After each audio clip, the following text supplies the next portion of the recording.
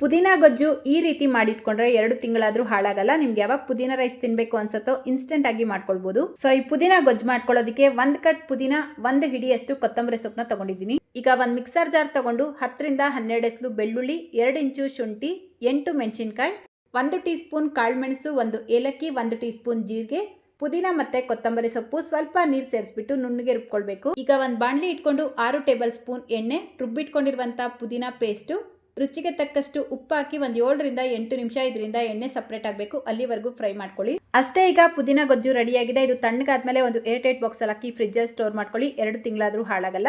ಪುದೀನ ರೈಸ್ ಮಾಡ್ಕೊಳ್ಳೋದಕ್ಕೆ 4 table spoon ಎಣ್ಣೆ, ಅರ್ಧ ಟೀ ಸ್ಪೂನ್ ಸಾಸಿವೆ, 2 ಈರುಳ್ಳಿ, ಗೋಡಂಬಿ, ಕರಿಬೇವು ಸೇರಿಸ್ಬಿಟ್ಟು ಫ್ರೈ ಮಾಡ್ಕೊಳ್ಳಿ. ಈಗ ಬಟಾಣಿನ ಸೇರಿಸ್ಬಿಟ್ಟು 1-2 ನಿಮಿಷ ಫ್ರೈ ಮಾಡ್ಕೊಂಡು ಮೀಡಿಯಂ ಸೈಜ್ 1 ಟೊಮೆಟೊ, ರುಚಿಗೆ ತಕ್ಕಷ್ಟು ಉಪ್ಪು, ಪುದೀನ ಗೊಜ್ಜು ಹಾಕ್ಬಿಟ್ಟು ಚೆನ್ನಾಗಿ ಮಿಕ್ಸ್ ಮಾಡಿ. ಲಾಸ್ಟ್ ಅಲ್ಲಿ ಅನ್ನ ಸೇರಿಸ್ಬಿಟ್ಟು ಚೆನ್ನಾಗಿ ಮಿಕ್ಸ್ ಮಾಡಿ ಒಂದು ಅರ್ಧ ಟೀ ಸ್ಪೂನ್ ನಿಂಬೆಹಣ್ಣಿನ ರಸ ಸೇರಿಸ್ಕೊಂಡ್ರೆ ಪುದೀನ ರೈಸ್ ರೆಡಿ ಆಗುತ್ತೆ.